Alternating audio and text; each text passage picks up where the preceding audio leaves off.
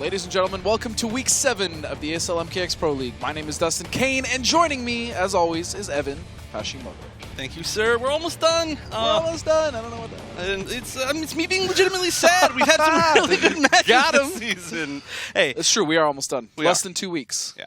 But again, joining us is our correspondent, Jennifer Karras. Thanks, guys. I'm excited to be back for Week 7. We only have 2 weeks left. My gosh, where has the time gone? But if there's one thing I like more than playing video games, it's talking smack. So here's this week's Smack Talk.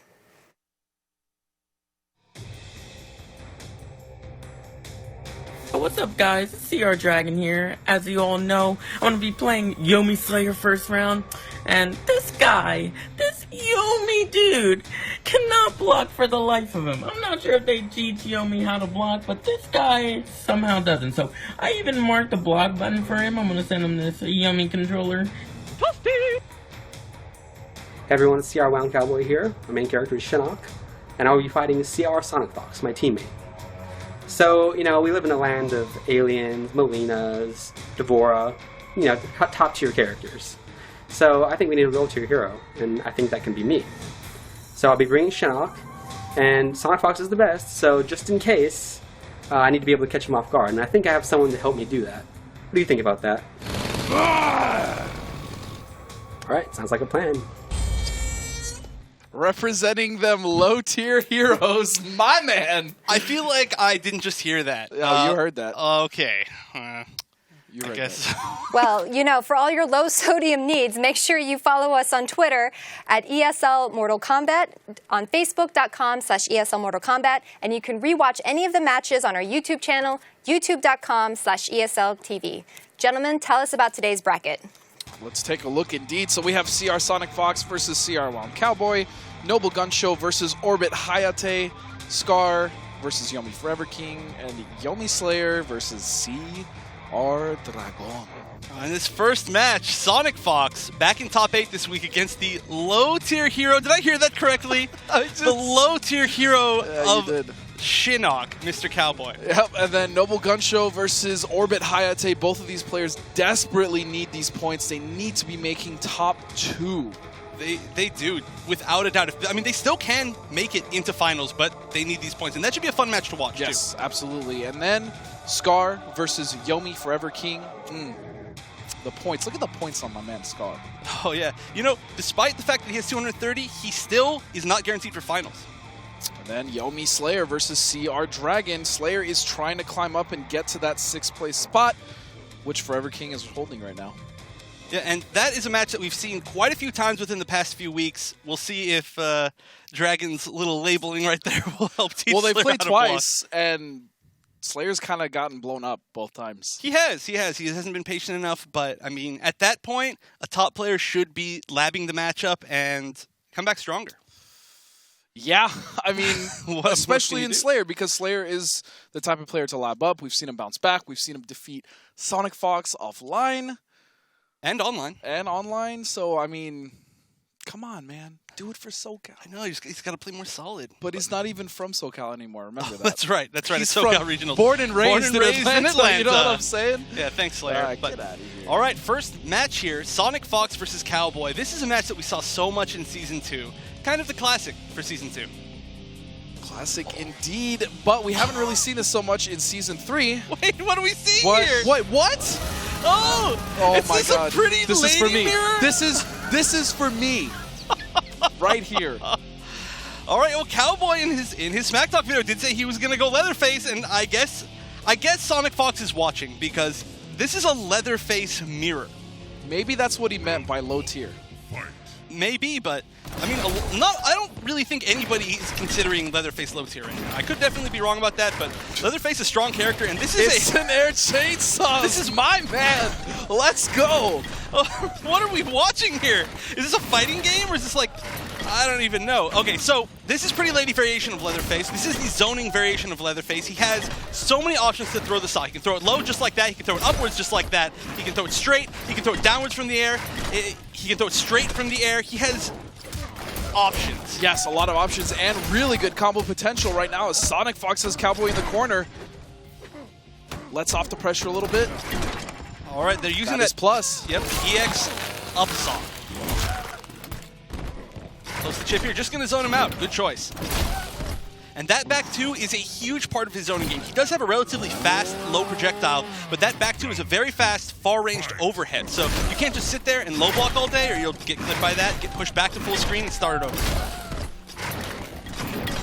I cannot believe we are watching a pretty lady mirror. This is so weird. And another thing is Sonic Fox, he needs to get second place if Dragon is to meet him in the finals, if that's the path of this bracket, because if he doesn't, Dragon is going to pass him up on points. Yeah, Sonic Fox has to get at least tie with Dragon today. If Dragon gets at least one spot higher, he'll tie. Or surpass him in points. Gotta get that first place seed. All right, Cowboy, Cowboy's winning here. Oh, wow, he could have punished him much harder right there. Yeah. But Sonic Fox did have the meter to break, so he just went for a throw. He's probably going to just try to zone him out and chip him. Cowboy's looking to take this first game. It's going to be very tough for Sonic Fox to get in, but he does. 3 bars of meter. I'm surprised he's not using any meter. Oh, wait a second. Is this going to do it? This should kill. It is. Wow. I don't even understand how he opened him up with that. He just stopped the combo midway, did a really slow overhead that didn't even hit, and then Cowboy tried to press a button afterwards, and just got caught by the launcher. All right, throws him out of the EX projectile. This is nuts. I can't believe what I'm watching right now. The sounds that these these two terrifying men in suits just like yelling at each other. It's basically our commentary. Yeah. I mean, that's what I'm going to dress up for the finals. Look out for that. You're going to put on your makeup and... you don't know. You don't know me. You don't know my life. Just goes for the normal up projectile on block is minus only about 3, so that does give him a safe ender on block in this variation. Not all of them have that. All right, gets a grab. Wow, Cowboy still in good position, but Sonic Fox with 2 bars. Oh, and the trade, the enhanced projectile. Nice, run up full screen and down 2. We're pretty much one up. There we go. Sonic Fox taking it with the zoning game. And it really seemed like Cowboy had that, but he just went for the throw punish in that second round and didn't even cause Sonic Fox to break. And then Sonic Fox made the comeback with the meter. So I actually don't really know how to react to this. Yeah, I don't either. A little bit confused, and I feel like Cowboy should definitely go not Leatherface. Wow, he's really going back into the Leatherface mirror. This is really interesting. I don't exactly know why he's doing this. Now, Cowboy is known as a bit of a defensive player, and he's zoned a good amount, but I mean, I don't know. I just don't feel like this is a character I would expect him to use. Yeah, and Sonic Fox, again, he desperately needs these points. So does Cowboy. Yeah. Cowboy is sitting at 8th place right now, which is not enough to get into the finals. I just find it odd that we don't see Sonic Fox using, Alien, which is what he's won consistently with in the Pro League. Well, to be honest, Sonic Fox is a bit of a fun player, and he's also so good with everybody that I feel like when we see him choose weird characters like this, like I think he literally just chose Pretty Lady because he just wanted a Pretty Lady mirror because it's silly. I mean, that is one of Sonic Fox's biggest advantages as a player is he still has so much fun with this game. Yeah, nice round from Wound Cowboy. Yeah, a little bit of a waste right there, ending with the EX up projectile, but take the kill, right? Ooh, Sonic Fox has a nice meter advantage now.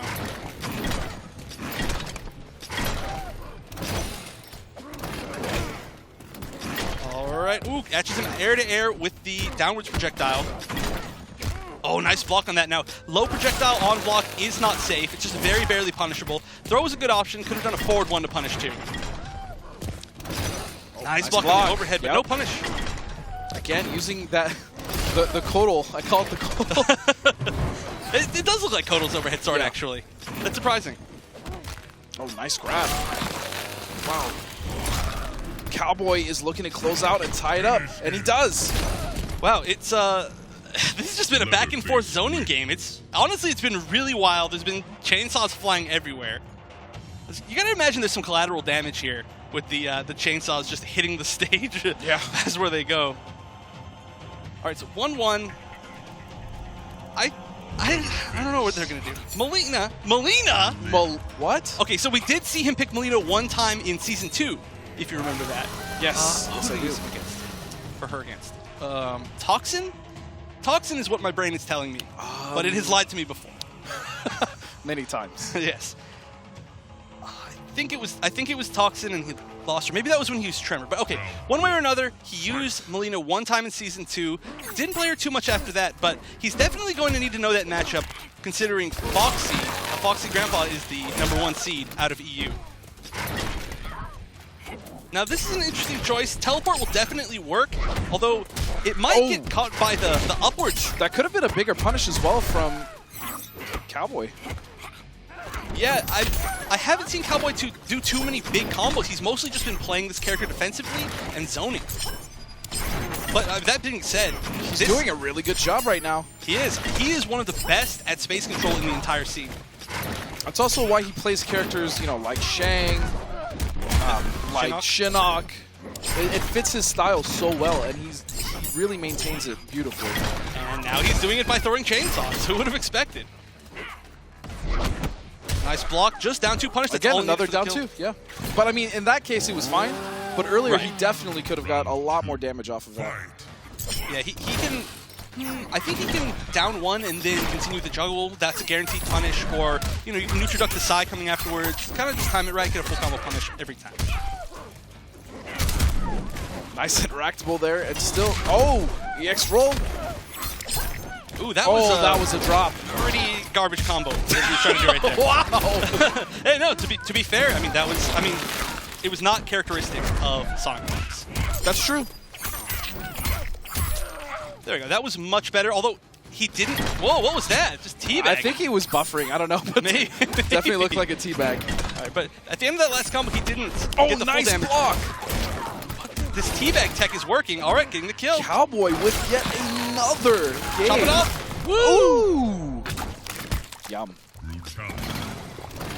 Leatherface. All right, so what weird character are we going to see Sonic Fox switch to now? Because that Melina pick was not the right one, I think. Could we see again? Are we going to see Alien?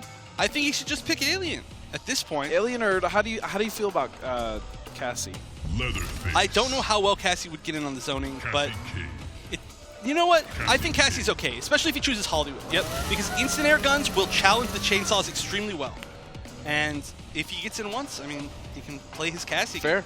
And his instant guns on pad are kind of ridiculous. Yeah, I don't understand it. Man's hands are just made out of metal or something. I can't do metal. Yeah. Metal, huh? Yeah, dude, they're made out of steel. He's like Jax, but just his fingers. You just stop.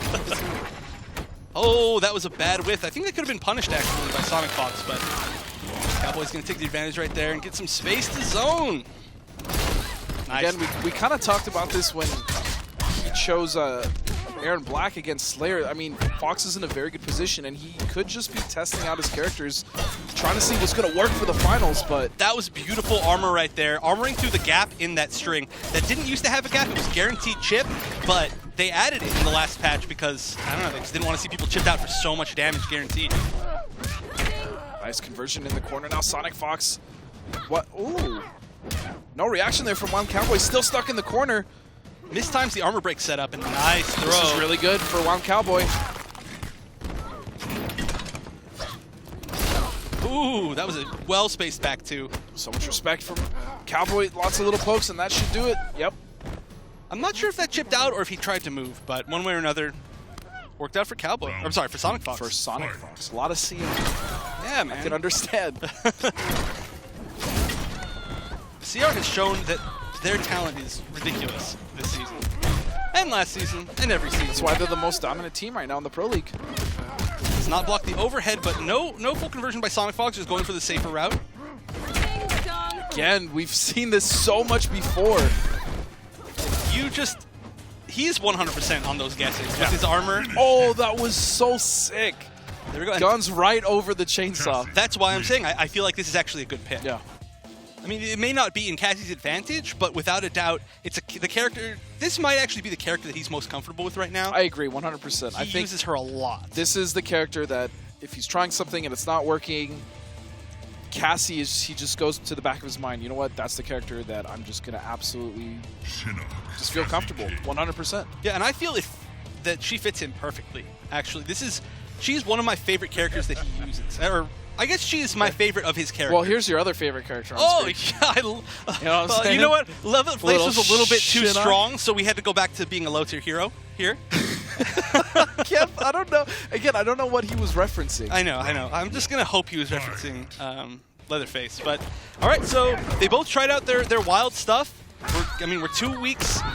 We're within the final 2 weeks before finals, so I understand it, but I'm glad that they did go back to their main characters, showing that they are serious. I mean, they do need their points.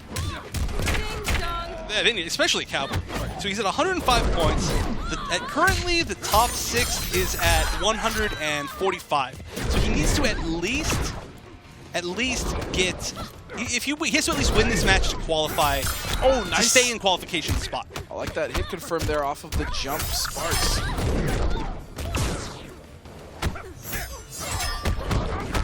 To be honest, though, we still haven't seen anyone convert off of Hellsparks the way Conquer did. I know. I'm so impressed by his play. Unfortunately, he wasn't at Master Challenge Santiago. It's a bummer, but Which we will talk about a little bit later. we will. Oh, nice. Whip punishes the back one. Perfect, and the perfect overhead going to go for the restand.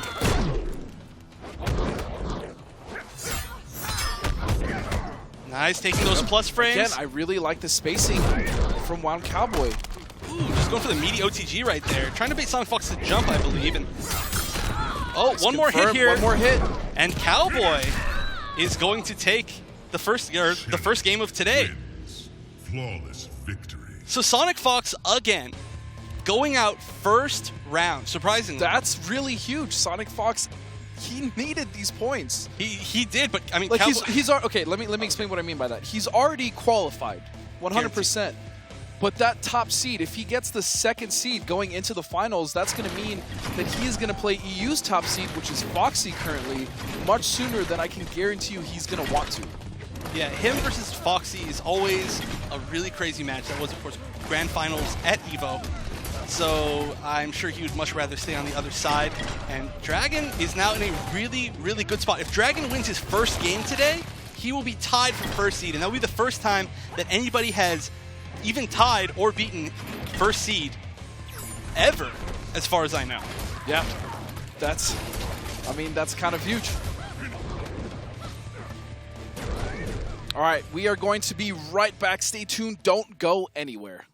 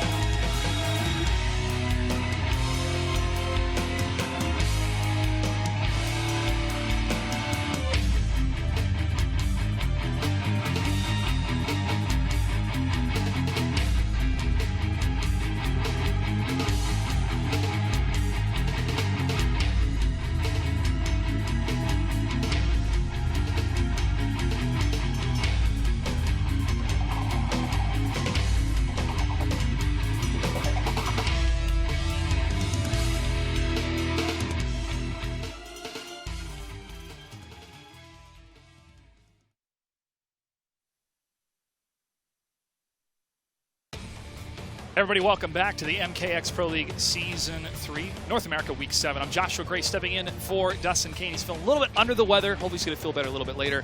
I don't know, I'd feel a little under the weather too after that Leatherface mirror match, just for a second. I think he may have been too excited. Okay. He loves Leatherface, and he asked, what was it, 2 weeks ago? He asked Sonic Fox to choose Leatherface. So now he got to see the Leatherface mirror. A little bit too excited. He had a little bit of a... There's a lot to stomach, pardon the pun. But playing against Leatherface has been a little bit difficult with the Pretty Lady variation because the zoning is so good in, I guess, in comparison to a lot of other characters. For some of the new players out there, people that go up against Leatherface, do you have any recommendations on how to defeat him? Patience. Patience is key. It is literally everything. I mean, there's no easy way to get in. Otherwise, what would be the point of zoning, right? Exactly. Leveraging those strengths, and each of these different characters and variations have those strengths as we're seeing them maximized by these pro players. So excited for the finals just around the corner, and I'm also excited about this next matchup. Noble Gun Show versus Orbit Hayate, and Hayate has been a most impressive Takeda player we've seen this season. Oh yeah, with Ronin, a variation we very rarely get to see. He's such a fan favorite. Everybody loves watching him, especially since KIT. That was really where he really started shining. And that Ronin variation is one that you've taught me some very, very good skills and really how to throw that saber and use it as pressure. I wasn't doing it properly, and I got to see Hayate do it so well. Almost as good as you, Evan. So well. Almost. No, but here we go. You're going to get to see basically a class on this, but surprisingly enough, we're seeing Gun Show, who normally chooses Shaolin Kung Jin, choose Cutthroat Kano. This is something that I have never seen before. And that pressure from Cutthroat Kano, especially after the latest patch, has been remarkable so far. But look at that nice little play, and especially the great positioning from this Takeda Ronin played by Hayate. One of my favorite things that Hayate does is, even though he is playing one of the most rushdown characters in the game, he has no issue with stepping back and taking his zoning advantage. He does have some zoning tools, and he will use them. I mean, that's really a mark of a top player. Definitely. To know how to use all of your tools, regardless of how good or not good they are. Hayate couldn't get the conversion earlier, but he's definitely keeping up that pressure against Gun Show and goes for the meter. Gets the round victory. Round 2, here we go. And he also manages to put, very nice. Manages to put Gun Show in the corner so he can get some nice combos like this. Unfortunately, drops it. Still just standing outside of that range where those swords control the pace of the match. And that's so difficult in that corner where you got to block either high or low. If you're blocking high, he's going to recall that sword, and that's going to be a low strike. He can continue the combo after that. Oh, nice little pressure coming from Commando Kano here. But Hayate's been in control. This matchup so far, and there's another meter. Oh, catches him with the neutral jump punch. Very nice. I believe it's the first time he tried to use it this set. That's the move I love. That's the move I love. That can shut up your opponent pretty quickly, but you got to follow up. And there's the follow-up from Hayate, and he gets... Boom. Not going for the brutal, but that was a very nice combo there at the end. Hayate really controlling the space that entire time. He used the neutral jump punches effectively, he used the zoning effectively, and just stood outside of that range where Kano could not contest the sword normals. For Gun Show, we didn't see a whole lot of... Well, we saw some armored play coming from Gun Show. Didn't see a whole lot from that Commando Kano, though. Let's see if he's going to mix it up here. Cutthroat Kano, excuse me. And... It looks like he's just going back to his main. Yep, going back to the main. It was an interesting choice going to Kano, but we really didn't get to see too many of Cutthroat Kano's strengths in general. He does have a damage buff that he can cancel off of normals and keep him at a huge advantage or continue a combo for huge damage. So, I mean, the problem there was he just never had a chance to start his offensive. He didn't have any momentum. Pay attention to the chakra coming from the Shaolin variation of Kung Jin here, played by Noble Gun Show. That's going to hopefully do a lot of damage at range and set up some combos. And one of the best things about that is that it is a better zoning tool than Ronin has. So now, Gun Show is the one who can control the spacing. Nice 29% damage combo coming from Hayate, but there's an answer coming from Gun Show, keeping up that pressure, but leaves himself open. Gun Show cannot continue with the combo. Still keeping up that pressure and pushing to the corner. All right, freestanding. Oh, gonna go for the full combo, trying to get the kill here. Good usage of meter. Hayate had a bit of a better fight that round, trying to download some of the moves from Gun Show. Oh, there's one of them. Doesn't go for a full combo. Gun Show hasn't gone really for many full combos, just the string into the hit, which is a good amount of damage for Shaolin, but still, he could be getting a little bit more, and he does have a lot of meter. Although I do anticipate that he is trying to save his meter for armored attacks just like that, which is totally going to change the momentum. Oh, that recall, yeah. That launched him so high in the air. I've never seen it hit anybody that high. That was strange. And that can continue to juggle when you enhance it using meter. The blade recall. And there's Takeda keeping up that pressure in the corner. Gunshow's in some trouble. Good blocks.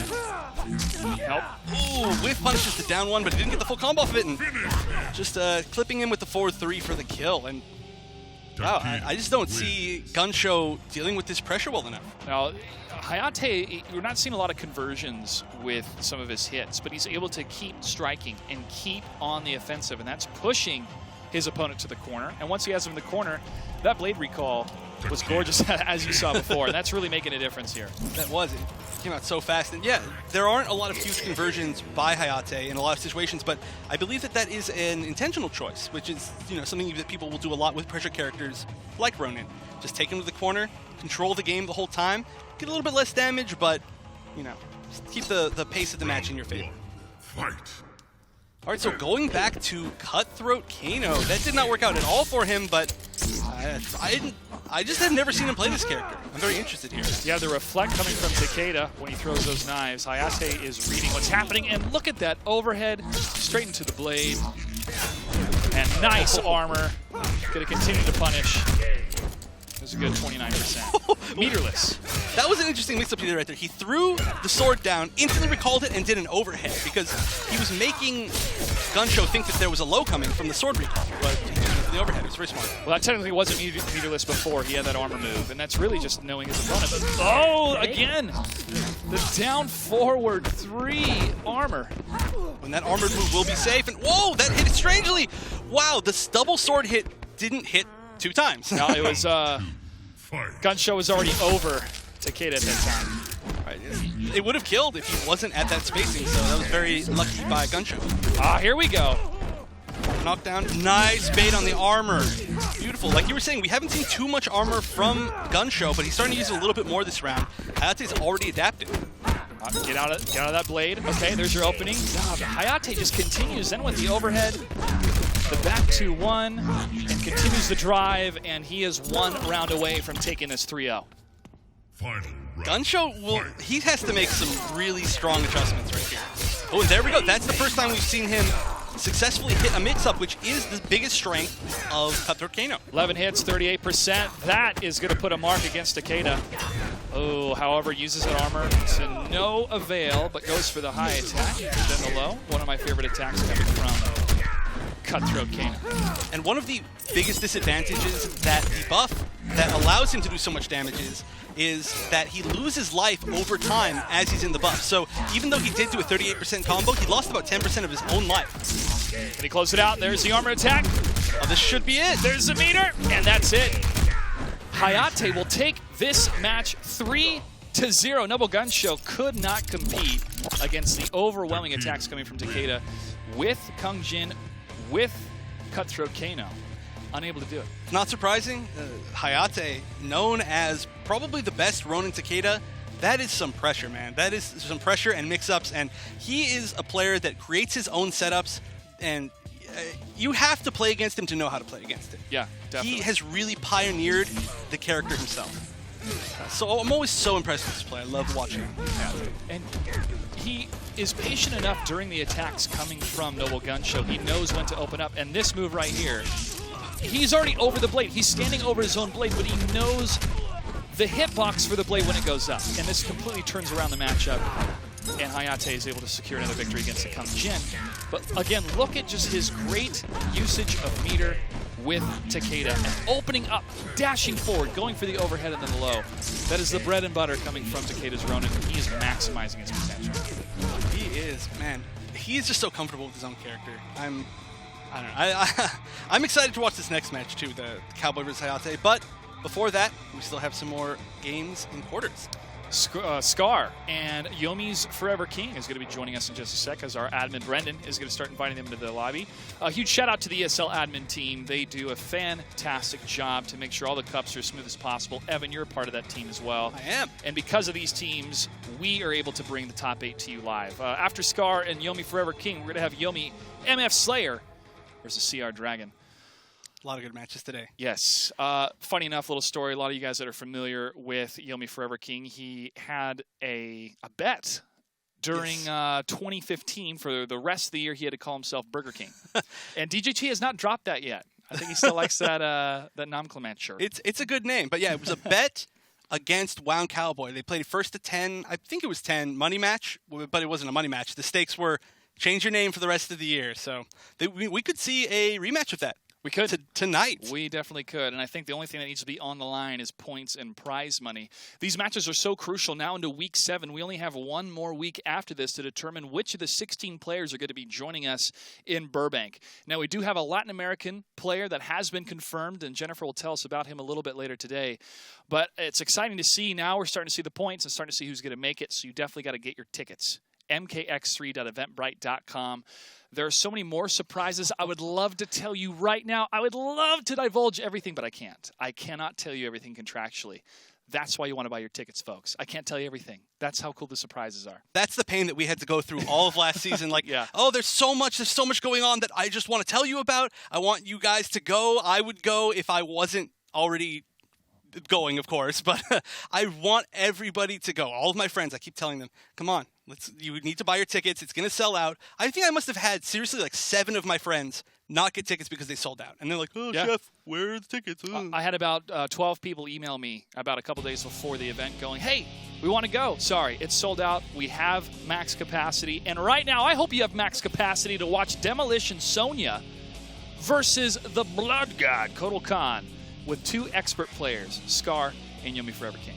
Now, Forever King plays a lot of different characters. He has been using Kotal Khan more than most recently, and he has been making a lot of top 8s, surprisingly. I mean, early in the season, he was a little bit lackluster, but he has been so consistent recently. I think another thing, too, that a lot of players will tell you behind closed doors, but not necessarily up front on camera, is their preference of the controller. Some people really prefer how the PS4 pad performs and is used in their hands compared to the Xbox controller. Some people feel exactly the opposite way.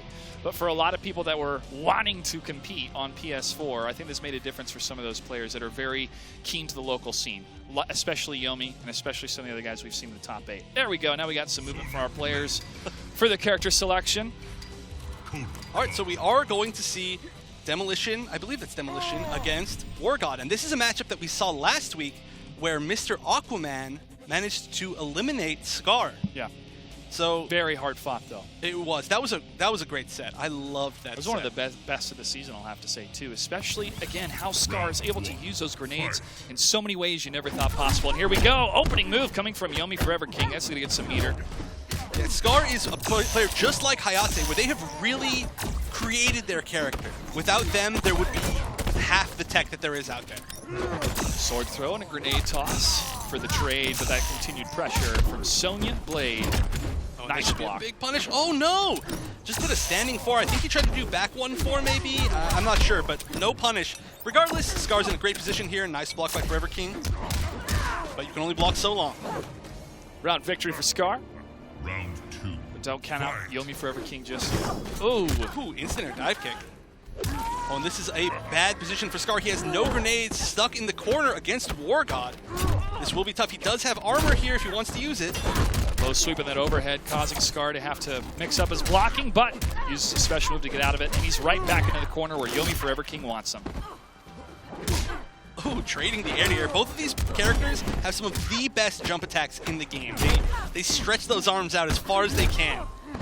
Trying to grab that hit. And Forever King, strong round this time. Yep, strength of that behemoth in the corner. Sonya's got to get out of there. Scar's got to get out of there. And he's trying. Ooh, deep jump kick. That was strange looking. Yeah, that was sat on her head. He waited for a while for that one, but he got it. There's the grenades. And Scar is infamous for using the enhanced grenade reload, the one that drops all 3 grenades at once. He just loves that move. That is, he uses that more than he uses normal grenades. In the air, can Scar convert this? Nope, there's a breaker coming from Yomi's Forever King. He blocks the grenades. Sonya now trying to put him in the corner and puts up the pressure. More stun grenades, reloads, continues the onslaught, drops, and now this is going to be victory. Yeah, Forever King just trying to score him out of that pressure, but the timing from Scar was just so tight that you can't just jump out. You're going to get clipped by something. When you see those grenades going down and you're just being blown up across the stage. Do you backdash after? Do you block when you wake up? Do you use a wake-up attack?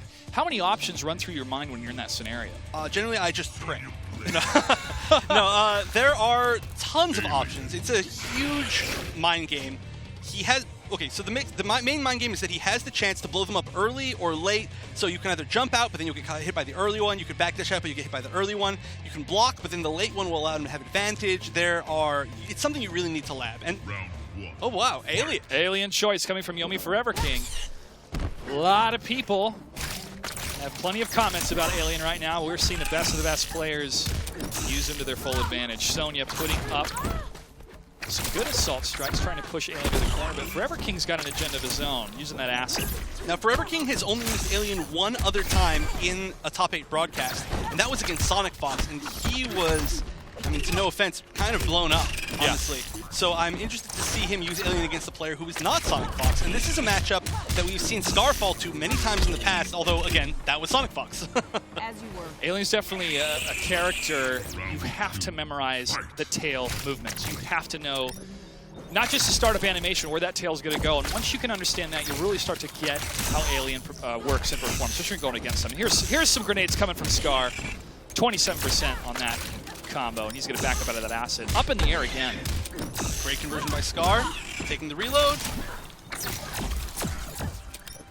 And good on Scar. These aren't the maxest combos, the most amount of hits for the combos, but he's getting significant damage out of these conversions. However, he's stuck in the corner, and Forever King is going to continue that Xenomorph onslaught, backing up a little bit. So much acid damage. Scar lost like 20% in that corner just from standing there. Oh, nice dive kick, but doesn't quite get the whiff punish. Oh, that hit! That barely hit. He landed on that hitbox, just barely. Nice patience by Forever King not to get opened up by the enhanced reload. And we're going to be at just about chip life here. Scar getting that grenade load. Uses the grenades from behind to push, but Yomi Forever King is up in the air and gets the hit.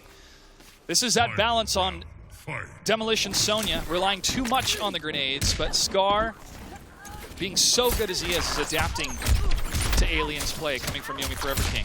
And this is a bad spot for Scar. Nice down pokes and does not get thrown. That throw would have done about 20% because he was standing in the acid. Scar has a chance right here to take the momentum back. Free reload. Nice. Oh! Look at that air mix-up, just having Yomi Forever King guess on which side he's going to be, but that acid is going to continue to eat away at Sonya. Scar's in a tough place. Oh, but here we go. And we do have X-Ray from Scar. Let's see if he uses it. Oh, he's baited it! The respect, the low block, and that is all 3 meters. A full stick of butter, as our friend Cameron says, that is wasted from Scar. And that's a round victory coming from Yomi Forever King, tied up 1-1. That was a perfect bait. The reason why he jumped over there and did nothing was to bait it, and then he jumped over, did nothing, just sat there for a while, and just jumped back. And then he whiffed the X-Ray, took the win. Situational awareness, knowing when your opponent can perform that X-Ray or a breaker. You have to strategize accordingly. Okay, so what are the chances here that the one time this season that you would commentate would be the one match where Scar chooses Hat Trick again? For those of you who didn't get a chance to see that, the one time that Scar chose Hat Trick last season was Week 5 of Season 2, where he beat Sonic Fox, and you were commentating. Myself and Brian Compton. You know me and Dustin will never, ever forgive you guys for stealing that match from us. I know, but I just give you every other match, except this one.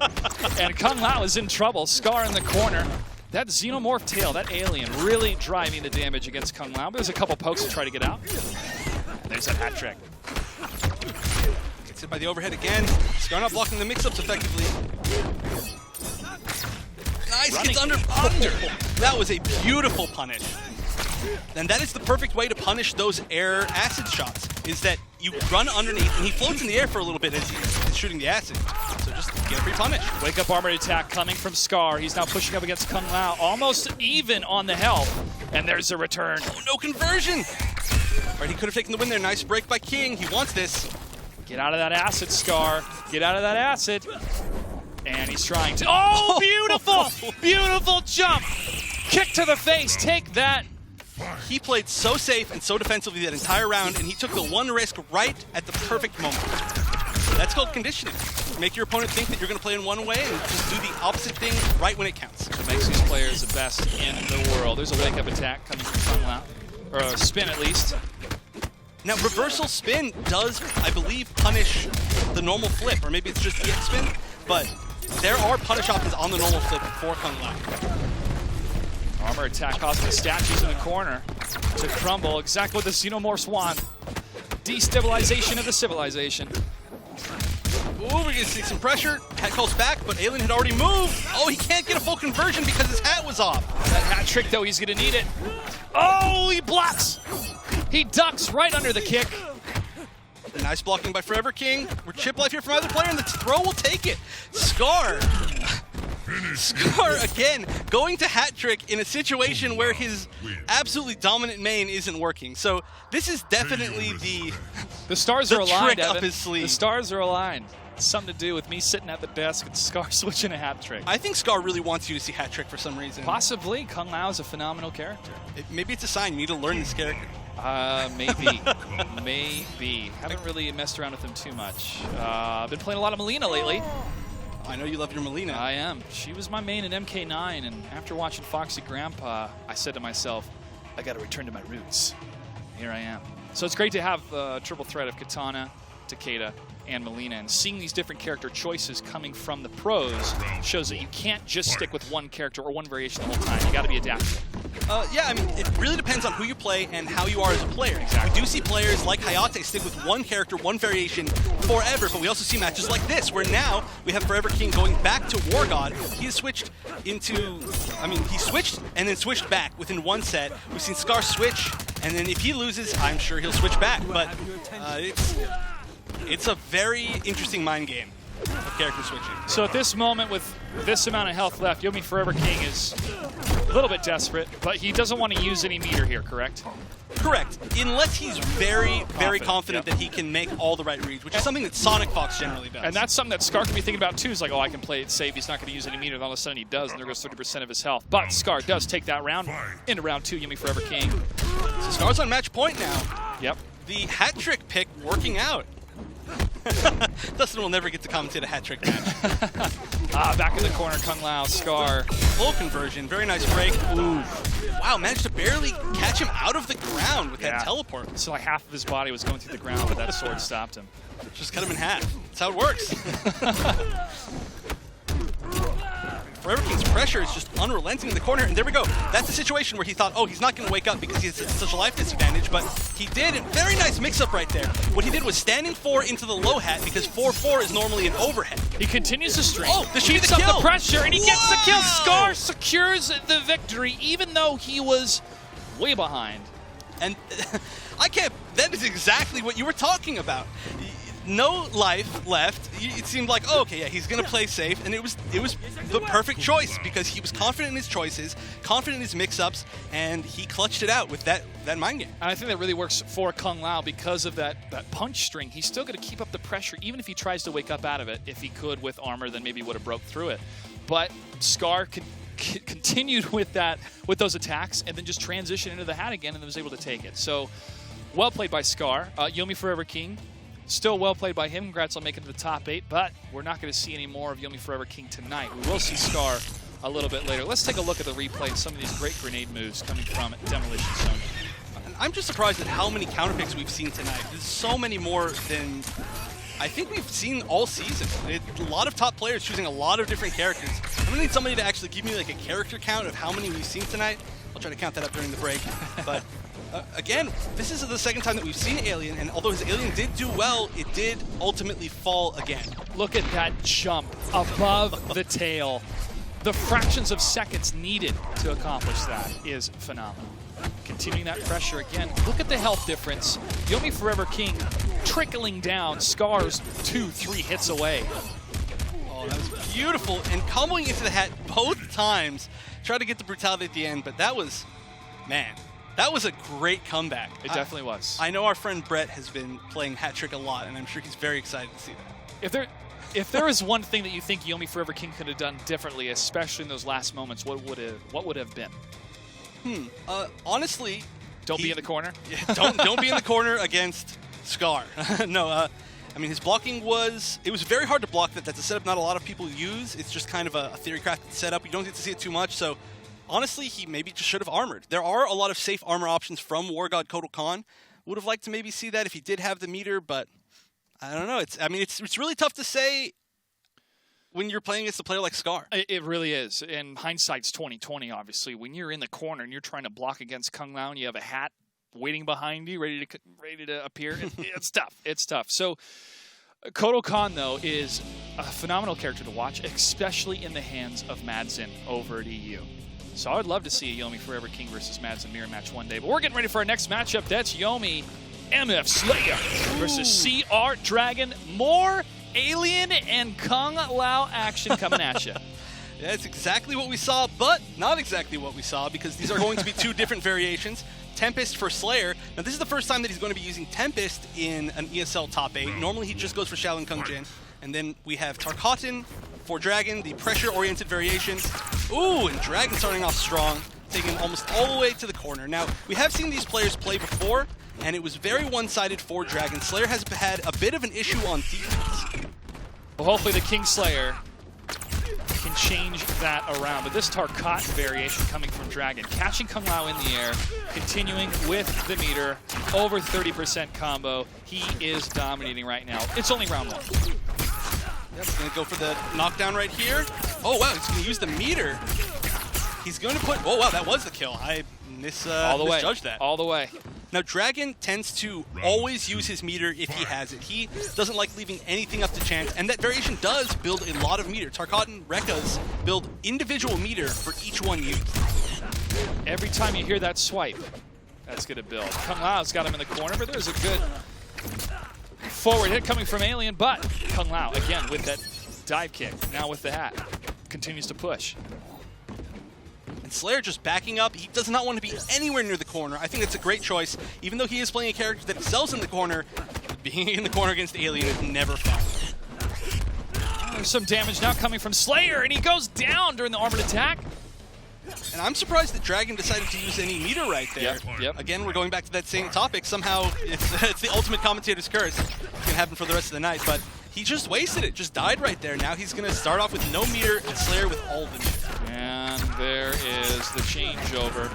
Over 30%. Will we see it? Nope, 29 coming from Dragon. Now Kung Lao's in the corner, in some trouble. Although he can get over 30% right there, he made the excellent choice of switching sides and putting Kung Lao back in the corner. There's a little bit of damage for positioning. Normally, doesn't sound that great, but that is so much more important than a few percent. Oh, nice timing on that hat. However, not able to get the full combo. If Jumps over.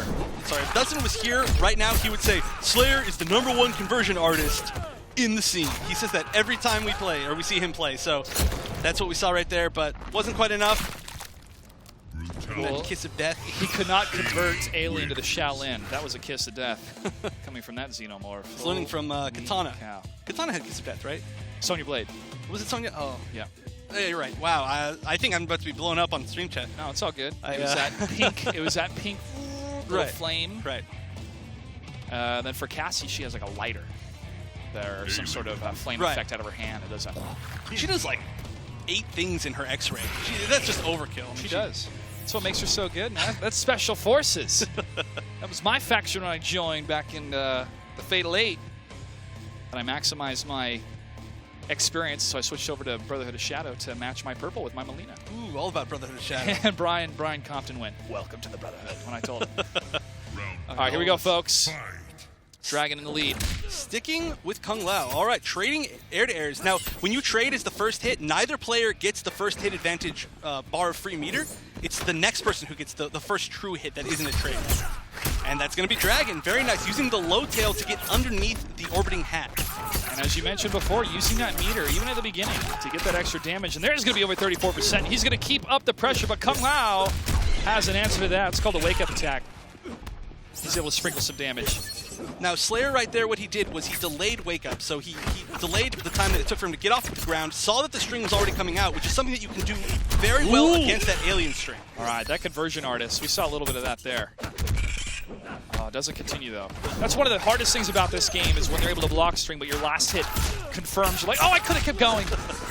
Oh yeah, it's the worst, but I mean, you got to make the read right there. Exactly. And Dragon makes the read, putting Kung Lao in the corner. He's up 1-0 so far. Dominating with this character. It was a few blocked enhanced spins that really turned that entire game around right there. Look at that read. That was beautiful. He's not letting Slayer get away with anything. All right, hard knockdown from the flip. Tries to bait the armor again. Oh, no conversion. I don't think he had the stamina right there. He tried to run forward and continue the combo, but unfortunately couldn't. Dragon just keeping the mix-up going. Neutral jump punches, couple peppered hits here and there. Putting Kung Lao on his toes. Doesn't know what's going to happen next. And now Kung Lao's going to put Alien in the corner. Yomi Slayer. Right, hard knockdown Push back. And that's it.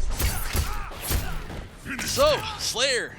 I'm not sure if that pick is working out for him. I feel like he should go back to Kung Jin.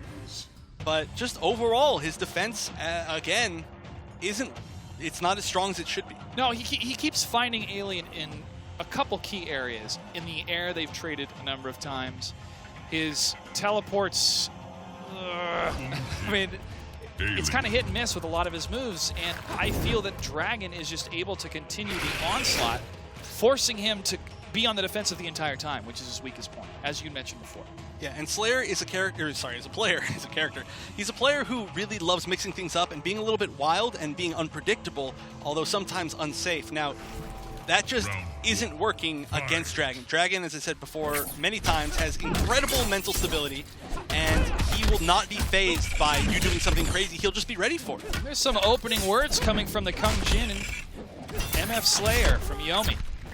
Able to get some damage against Dragon. Here's the answer coming from that Xenomorph. Look at those Tarkatan blades slicing away at his chest. That's a bad day. You're gonna be really sore the day after that. Oh, goes underneath him. That is one of the biggest weaknesses of that armored move in particular, is that it flips over people sometimes. His Kung Jin is able to make a little bit of work at this Alien, but Dragon again is in a dominating position right in that corner, but waking up with that armor. Good choice right there. There was pretty much nothing that Slayer could have done. I think the only thing he could have maybe done right there was to do a jump kick and cancel into a dive kick, hoping that the two hits would break the armor. Good backdash coming from Slayer, but just sitting down and blocking. It's not going to do much. It's tough because you got that block stun. You want to jump out of it. By the time you do, they're going to start activating their next attack. There we go. That should be a nice combo. Can he switch sides? Oh, doesn't quite get it. No, vying for the damage instead. Going for that low opening. Ooh, the respect from both players. But getting out of that block, that's one of the key things MF Slayer is doing right now from Team Yomi. There you go, Slayer. And he's at chip life here. Boom. Not too many ways you could get away from that. You can angle that Shaolin disc upwards or downwards, so real tough guess right there. But Slayer putting himself on the board. It's still match point Dragon here, but that was a very nice round by Slayer. Definitely. He had some great spacing and knew when to strike. But Dragon on the offensive once again. Over 30 combos, pushing him towards the corner. Nice, using 1-2. We haven't seen it string at all this set. Oh, and a nice low. Slayer in trouble. Very much. Less than 50% health here. Dragon taking no damage so far. Oh, okay, no flawless though. Oh. And again, that's the second time that Slayer's tried to jump over, and it didn't work again. Dragon is, without a doubt at this point, Slayer's tournament demon. If sometimes you have a person in tournament who you just cannot deal with, and they beat you every time you run into them, and for Slayer, that person is Dragon. This fatality is a representation of the hopes and dreams of Slayer in this matchup being ripped apart by an even bigger Alien Queen. However, Slayer still showing a lot of promise with that Kung Jin, and I think that was really starting to make a difference against Dragon. But when you switch up a character, you have to mentally go, okay, this is going to be different inputs. This is going to be different openings I have to watch out for. She had at least that advantage with Kung Jin, but his Kung Lao just could not penetrate the overwhelming offensive nature of CR Dragon. Yeah, I would have loved to see Slayer stick with Shaolin the entire time. I thought his Shaolin did considerably better than his Lao. His Lao is great, of course, but he just seemed more comfortable with Shaolin for me. And when he got stuff going with Shaolin, it showed. But when he got stuff going with Lao, there was always the opportunity for Alien to come back. Especially with the checks and damage you can do with that chakra throw. Even low, it coming back. You can definitely make your opponent take a breath, or you to take a breath. If you're stuck in a corner and you just escape, or you need to get some distance between you, And I think that does help, but the same could help also for the hat coming from Kung Lao. There we have going into the semifinals, CR Wound Cowboy, Orbit Hayate, and Scar versus CR Dragon. That looks like an excellent semifinals for week 7. Crucial time for all of these players. But we do have one player that is guaranteed to join us. And this is the first time a Latin American player will be joining us at the finals. Jennifer, tell us more about the player that made it to our event in Burbank. Well, a big congratulations to George Edward from Santiago, Chile. His Jackie Briggs was a stellar performance at the Master Challenge Santiago event. So he has earned a spot at the MKX Pro League Season 3 finals. Well done, George. We will see you in June. And if you would like to meet George and the rest of the top 16 players, you have to get your tickets at mkx3.eventbrite.com. Stay tuned because we have a lot more MKX Pro League right after the break.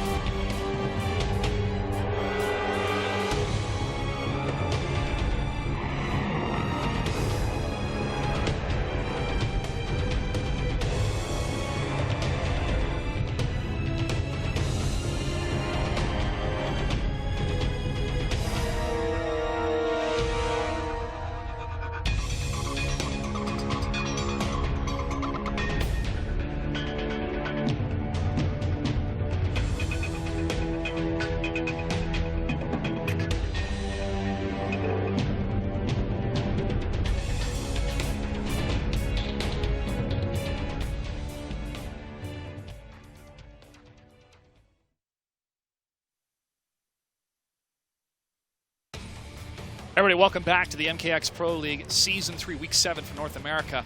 I'm Joshua Gray, joined by Evan Hashimoto, a.k.a. Wonder Chef, a.k.a. one of the best in the business when it comes not only to commentating, but also adminning these cups with thousands of players online. You guys have to juggle all of these support tickets to make sure everybody has a smooth experience when playing online. Oh, it's a lot of fun, man. You think playing fighting games is tough? Try adminning a fighting game tournament. Yeah. But we do appreciate all the players that have signed up. We've seen some record-breaking numbers so far, and we have over 1 million views on YouTube just for Season 3 alone. Wow. So a lot of people are tuning into the Pro League, not just live on Twitch, but also on YouTube.com/ESLTV, and you definitely want to be tuning in Saturday, June 11th for the finals. I cannot emphasize it any stronger. I can't tell you anything more. Just believe these emotions. You want to be there in person if you can make it. But you definitely want to tune in for the whole day. And you definitely want to stay tuned for this matchup because it's CR Wound Cowboy versus Orbit Hayate. And we saw CR Wound Cowboy take down his teammate CR Sonic Fox to make it this far. But can his Shinnok, the bane of Evan Hashimoto's existence, beat this perfected, I would say, or almost perfected, Ronin Takeda? Now, yeah, that was a really weird match for that for Cowboy's first match. It feels weird that he's even in this tournament because I didn't feel like that was him playing the first match. But he did defeat Sonic Fox, which is a huge boon, although it's not quite as big now as it has been. And now, yeah, he's going against Ronin, and that, I don't even know what the matchup is, really. We've seen some projectiles from both players. There's a bit of a combo coming from Wound Cowboy, and he's going to drive Takeda to the corner. Unrelenting throw. Thrown off by Hayate, though. Oh, and perfect patience by Hayate. Now he's taking the corner. No meter for Cowboy. This is going to be very tough to get out. Doesn't block the overhead. Still keeping up the pressure. Good blocks coming from Cowboy. Patient. Not overzealously trying to get out of the corner, just doing some damage. Good block. And Hellsparking when he can. And that Hellspark conversion. Oh, the armor! He was waiting for it. And that's going to be 29% damage, but nice poke. Ooh. Nice poke coming from CR1. Getting clipped by those Hellsparks. Those Hellsparks are without a doubt the hardest thing in this matchup for Ronin. Definitely. He has no great way to punish them. Can't reflect them. Yeah, I believe he actually can absorb just one hit of them if he does do the enhanced version of his reflect, but that won't really give him too much, and it's very hard to space. Great blocks coming from Wound Cowboy. Goes for the neutral jump, though. Back dash. Oh. Wow, that was incredible spacing on those swords. That was absolutely maximum range. Definitely got it. Oh, nice block. Beautiful bait. Hayate with an answer of his own, throwing the blade down to keep up that pressure against CR Wound Cowboy. Nice block on the low. The first time that Hayate's used a low all day. Oh, not low. That back 2-1 low coming from Ronin Takeda. Thought you were quicker than that. Beautiful, and the strange side switch combo that he has. He down twos them out of the corner, dashes underneath. Oh, and he uses the meter on the interact before the armor. Very smart. Now he's got Cowboy back in the corner for this pressure. Breaking the arm of a god here. Oh, nice low poke, though, coming from Cowboy. Again, not trying to overemphasize getting out of the corner, but just poking out. Now, this is the only aspect of the match that I've actually talked to Hayate about. He does believe that the zoning game is 5-5 because of the zoning utility of the dropped sword, which is surprising because almost no characters in the game ever really say that they're 5-5 in zoning against Shinnok. Wow. It's a powerful statement, but I think if there's one person that can back it up, it's Orbit Hayate. Now he's got Shinnok in the corner. Has the life advantage. Now he's going to go for the throw. A couple knees to the chest and a projectile armored up, and he's going to take the game. Now that was the perfect choice right there. His enhanced projectile is active for a very long time, which means there's a very long time where it can hit you. So as he hit it meaty on his opponent's wake up, it's also plus on block, so he couldn't armor, he couldn't jump out, he couldn't push a button, and he had to block, take the plus frames, and get guaranteed chip. There was nothing at all that Cowboy could have done right there. Quan Chi Fortress versus Deadwoods. We're going back to the Quan Chi Fortress. Wonder if Shinnok feels bad that his underling's office is getting really bloody and broken up. Quan Chi's like, what did you do? This was a nice vase. Does Quan Chi have to hire contractors to fix it up? He's got to have to pay overtime for a place like this. There's that opening coming from Takeda. Beautiful bait. Hayate has baited every single armor by Cowboy. Ooh, nice bait. Ooh, the respect. He's like, do it. I dare you. Do it. Takeda's like, okay, I will. Just can't get out of that. Is that going to be a flawless? No, I believe he took one hit of chip. Oh, definitely not now. After a uppercut to the jaw. Okay. Whoa, that flip caught him at just the top of the head. That was very strange looking. Round 2, fight. Hayate just really has been controlling this entire set. I'm surprised. You know, I'm really surprised to see that we haven't, or that Cowboy didn't pick Imposter. Cowboy is known for picking Imposter against Takeda's because he gets a very nice vortex. Yep. So Bone Shaper in this matchup is very interesting. The teleport could also work pretty well. Nice jump over. Oh, traded blows. Still none of those Hellfire.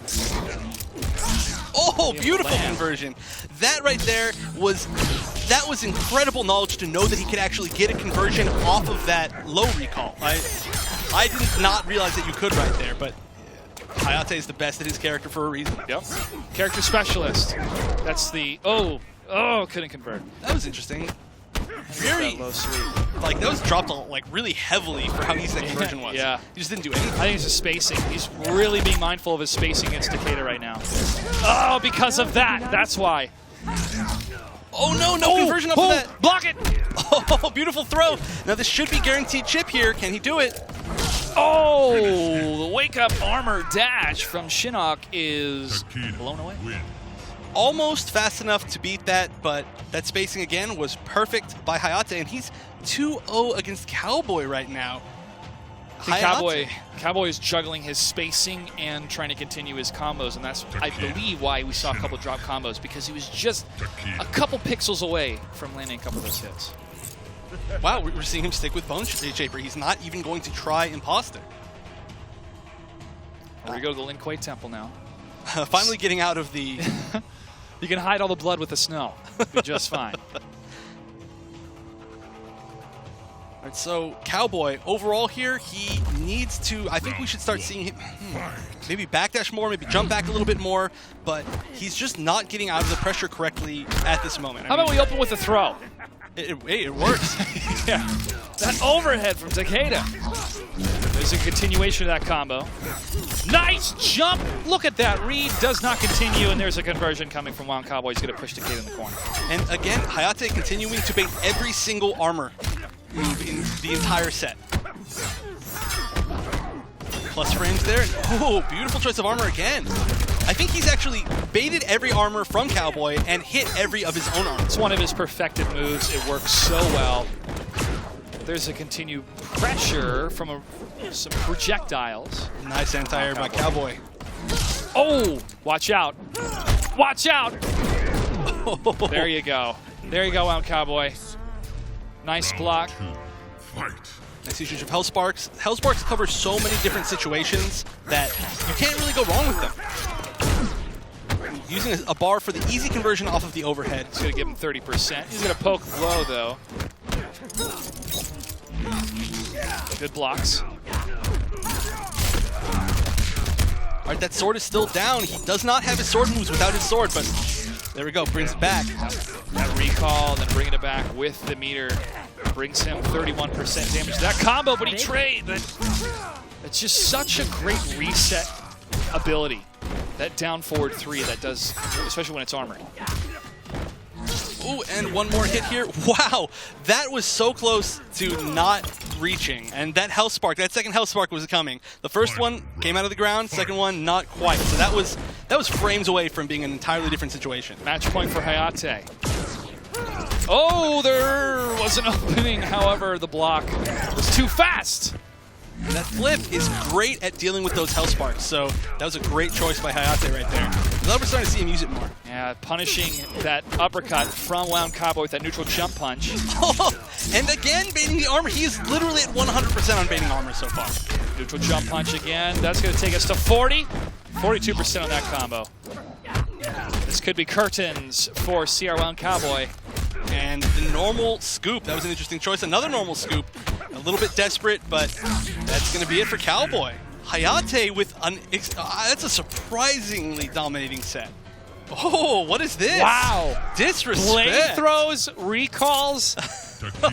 and some fast ducking, as people like to call that by another word in Twitch chat. Yeah. Dominating performance coming from Hayate. I think Hayate could maybe take the entire series if he goes up against Dragon. I think it's going to be his biggest obstacle really to make it all the way through. But Dragon's biggest obstacle right now is going to be Scar as we get that match underway. Let's take a look at this replay of it. Breakdown for us. The perfection, near perfection we saw from the game. And he was just, everything was perfect. His spacing was great. His reads on armor were at 100%. His reads on blocking armor 100%. His pressure was perfect. There really isn't too much else that I can say. His spacing was perfect. His meaties on Wake Up to prevent the armor and prevent the comeback from Cowboy. All of it were great. Cowboy had some really good zoning going, but one time that Hayate gets in and it's pretty much over. You can do so much and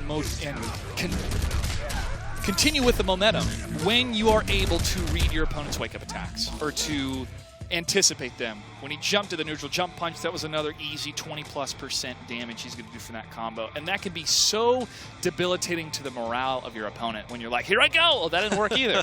There goes another 30%. Especially if you put them into that situation, bait the armor, and then it puts them right back into the same situation. And you've already wasted that meter as well. Well, Hayate is going to join us in the finals in just a little bit. Scar and CR Dragon, we're getting that match loaded up right now in our semifinals.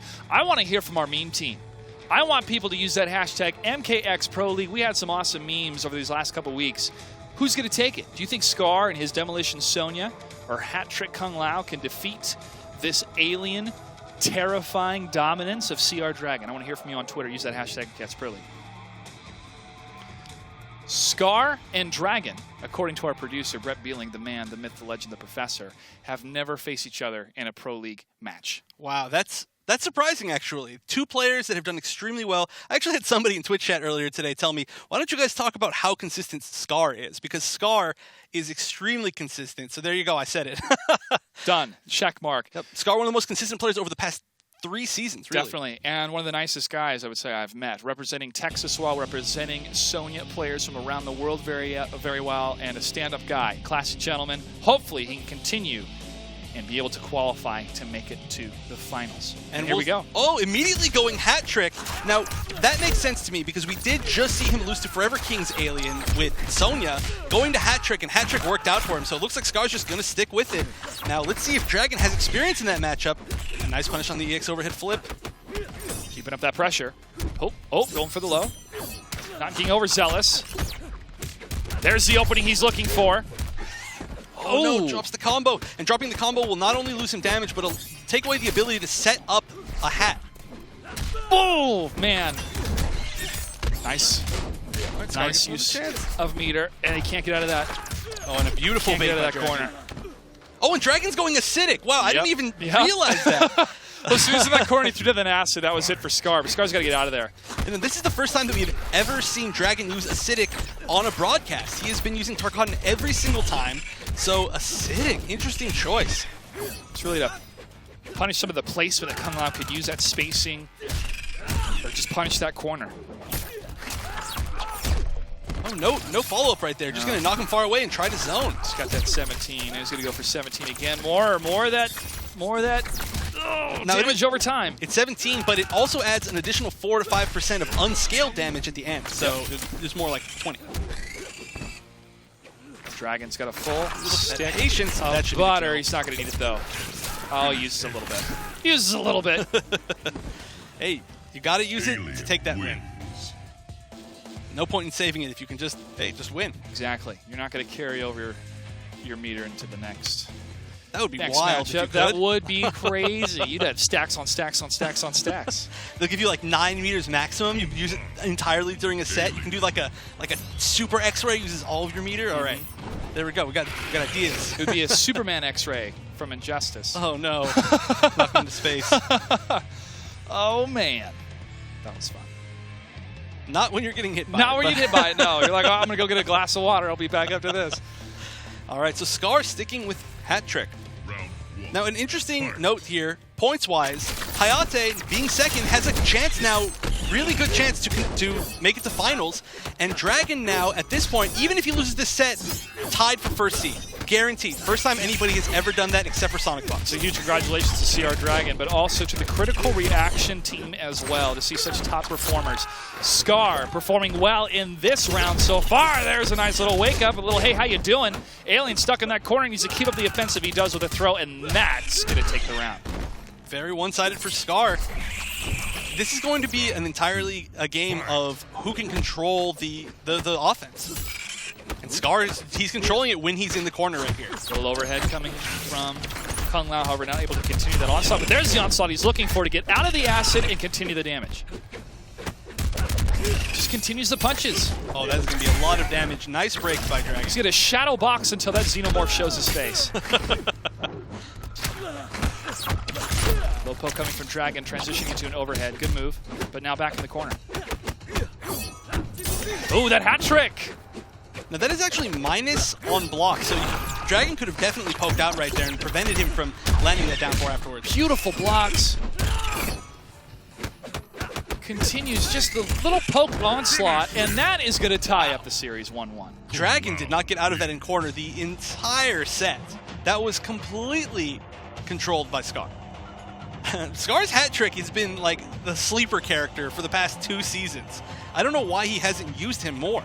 Well, when you devote so much time to a specific character and you can ride so far and so long, all the way to the finals. And what is this? Sorry. Katana! Hashtag Katana, please. Katana Prime, where are you at? Back me up here, buddy. We're seeing Dragon play Katana. This may be a page out of CR Sonic Fox's book we're seeing.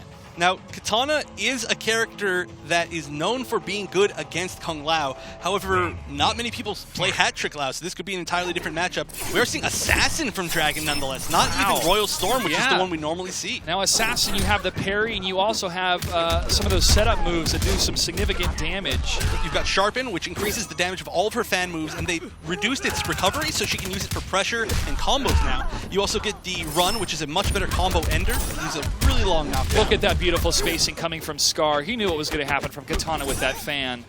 Little wake up, but ooh. Down poke coming from Katana, using meter on those fans. Oh, the float! Ooh, nice punish on the down one, but didn't convert. It's going to be so hard for Dragon to get out of. Now, I'm so surprised that Dragon chose Katana. It doesn't look like it's working out for him so far, though.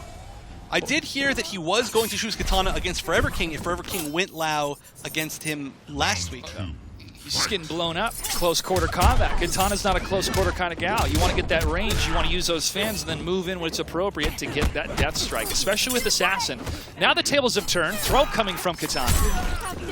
Scar answers, however, and turns the tables. Oh, and perfect bait on the armor. And Dragon has, again, this left side corner, not getting out of it. That should be the kill. Wow. The only float was a root beer float that could have helped Katana in that moment. I could use one of those right now. It sounds delicious. It'd be nice. We should get one for Dustin. Yeah. Poor guy over there. Yeah. Guys, give your love and support to Dustin. Not feeling too good right now. We love him. It's crucial to the show. Oh, yeah. And I only could fill in because I brought a black jacket with me. That was it. I can cast by myself. I got this. Yeah, you did a great job last night at Toasty Tuesdays, man. I was able to tune in for a lot of those matches. Thanks for watching. Hopefully be able to go in person next week. Nice setup they got out there. Always want to support our grassroots events, especially in this local SoCal area, and see these players reach the same caliber as we're seeing Scar and Dragon bring to this matchup. Yep, everybody starts somewhere, and wow, Dragon going with Assassin again. I don't like this choice at all. He's going to have to win 2 in a row. It did not seem like he stood a chance. I would love to see him go the character that he's been using the whole time, Tarkatan. I mean, he is currently on a win streak of 9 ESL tournaments in a row with entirely Tarkatan Alien, and yet he's not choosing to use Tarkatan Alien a single time in this matchup. I'm surprised. Perhaps to prove something to himself, maybe his fans, or just trying to get some mix-ups and test his characters to get ready for the finals. But this Katana, ooh, he even does the Sharpen. Now this is a really nice mix-up. A little more damage. Good blocks by Scar. Oh, he tried to bait that, but got the float instead of the jump punch. Back in the corner. Let's do this dance, Katana. That's the lift that he wanted. Nice Nice block on that hat. Use it as a zoning tool. Ooh, that teleport is going to be the death of Scar. He's still up 2-1, however. Match point being his favor, he's able to get these 2 rounds back to back. All right, now one thing that I said about Dragon is even when he is a huge disadvantage, he plays like he is at the beginning of the set. So he's down quite a bit right here, but he did just play that last match beautifully. He could definitely take this whole thing back, which I would be very surprised. Oh! That float and neutral jump punch, however, Scar was able to get in an input at the right time, and this time he goes for the armor. Nice. Reading Katana's moves, getting up close and personal, continuing the onslaught, not letting her get that distance. Nice block on the hat. That down 4 into the hat will not combo. You cannot combo from down 4s in this game. Let's jump. Nice reversal. Nice. Backdash. Oh, he was open, but he blocked just in time. Oh, perfect spacing by Scar with punishing the forward 1-1-2, and this should be guaranteed chip.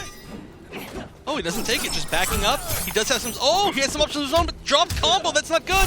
Oh, so many chances for Dragon. He does have X-Ray.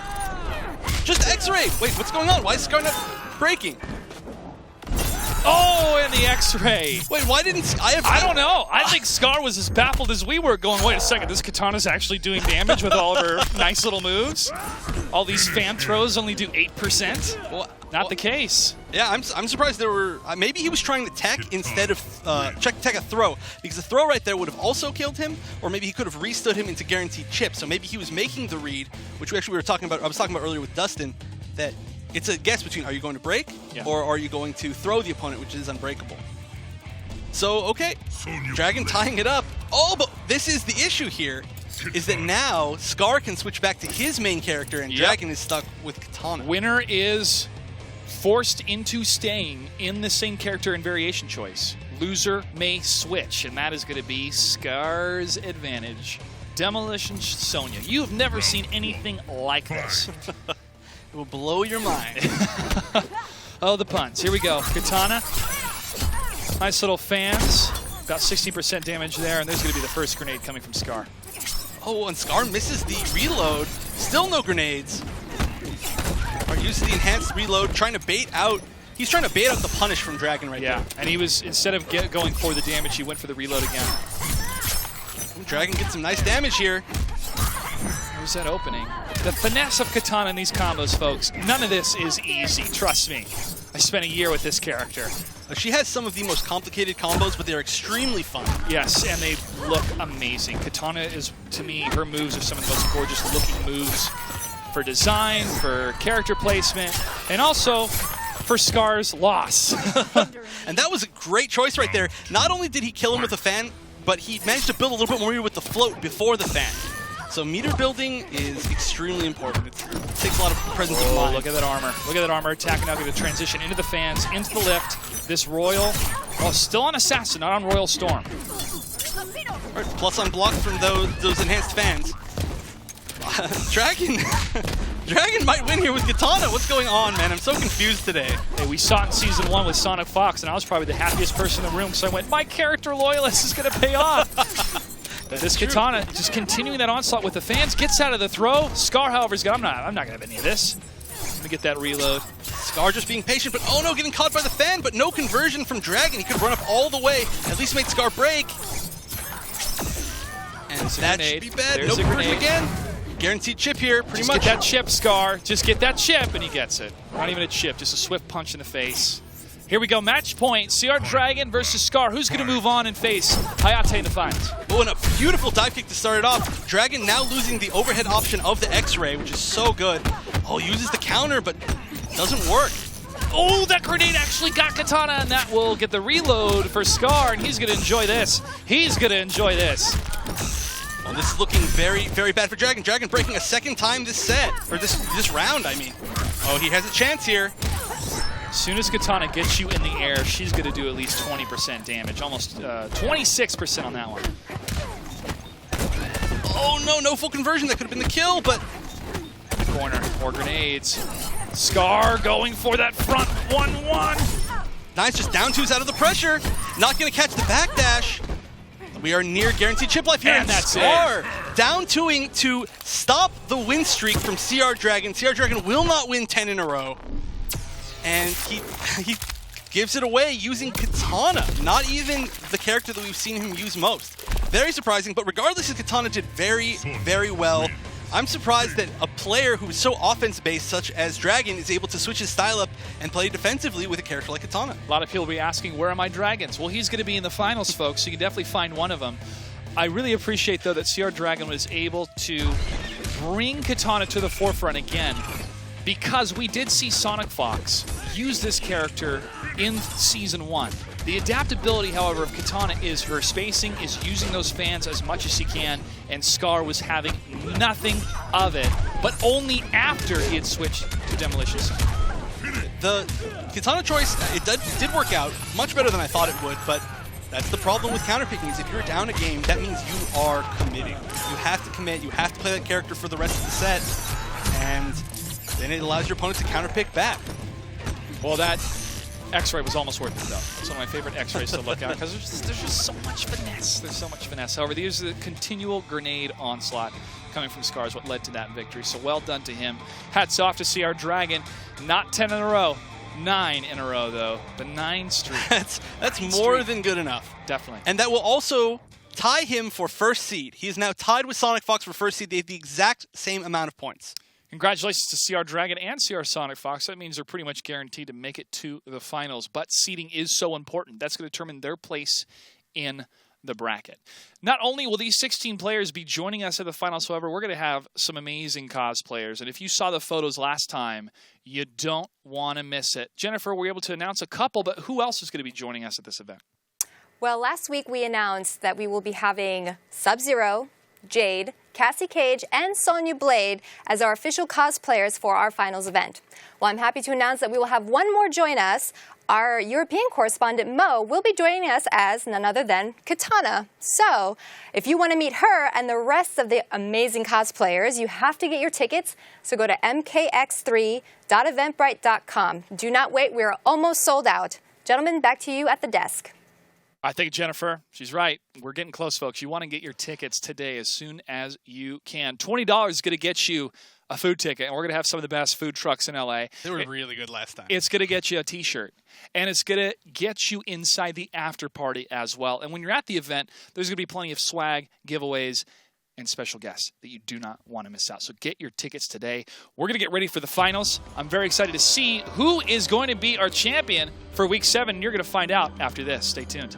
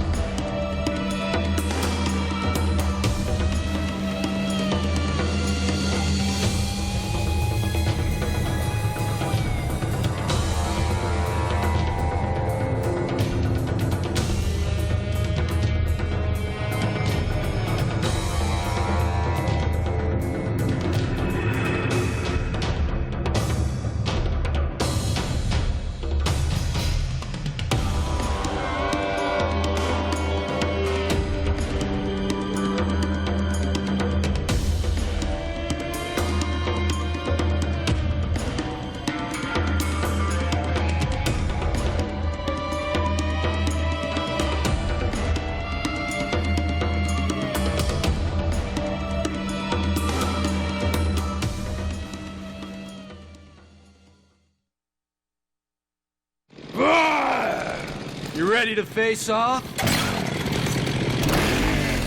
That's just really f***ed up, man. Leatherface, a mute cannibal whose name originates from his use of human masks made from his victims. A member of the Sawyer family, Leatherface is known to kidnap and kill passerbys whilst his family prepares meals from their flesh.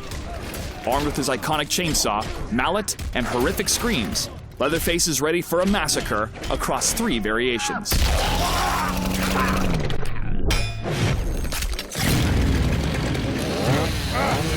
In the killer variation, Leatherface uses the Berserker stance to terrorize his foes. Use high chain, back 1, a long-range overhead chainsaw attack, followed by Berserker stance, down back 3. You may cancel out of Berserker stance with 3 different attacks. Psycho Rush will lift your opponent into the air, and can be enhanced to extend combos. Charge forward with Running Frenzy, an unblockable chainsaw swipe. Or unleash a flurry of overhead attacks with no escape.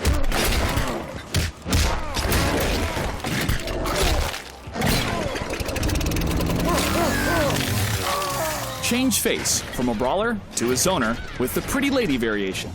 Harass your enemy with quick chainsaw attacks and projectiles, forcing mistakes out of your frustrated opponent. Use Brutal Stomp, forward 3, as a close-range low opener, and follow up with Chain Sparks, back down 4, to stagger your victim. Use Saw's Family and Pleasure in Killing to launch your enemy and continue the slaughter.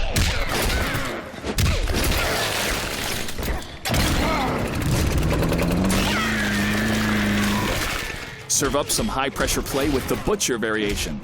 Use Gore, 4-2-1 down 2, a swift overhead swing, in combination with Mallet Slam to crush your enemy. This powerful special attack can be used as an opener, and to punish your enemy's whiffed attacks. Focus on ending your combo with Killing Mask. This will force your enemy to guess between blocking another onslaught of mix-ups or being thrown across the stage.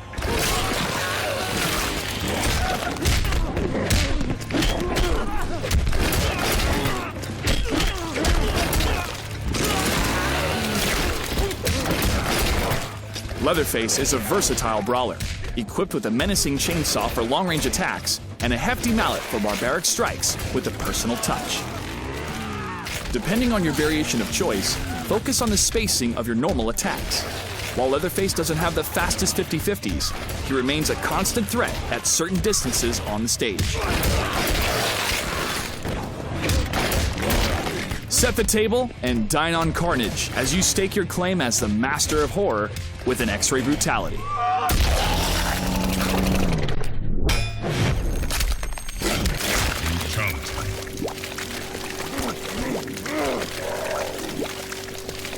Leatherface wins.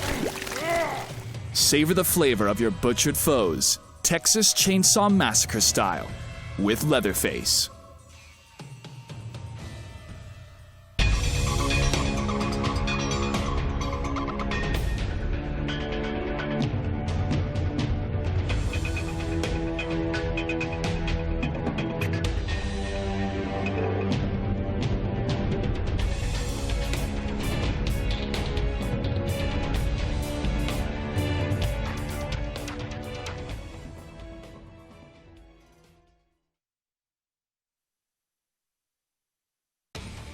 Welcome back, ladies and gents, to the MKX Pro League Season 3, Week 7 for North America. We're about ready to crown a champion for Week 7, and they're going to take home some precious points in first place, $500. Nice little chunk of change. $1,000 is at stake for our top 4. So you make it the top 4, you'll take home some money, and you can take home some prizes as well if you've been predicting all season long, well, at least all matches long for today. And we also have some cool prizes we're going to be giving away at the finals. Before we talk about the finals, let's talk about this upcoming match for this finals. Evan. Oh, man, this is going to be so interesting. This is actually the first week of the entire season that we do not have CR winning, let alone no CR players in finals. And, I mean, that just goes to show how dominant of a force they have been this season. But we get to see a real big change up here. Hayate versus Scar. A Takeda, the master of Ronin, versus the mix-up of Kung Lao. He's just going with it. Demolition Sonya. We're going to get some Gaucho Kung Lao. Make sure to buy those skins, folks. Especially the Blue Steel, Sub-Zero, and Crimson Ermac that supports the Mortal Kombat X competitive program.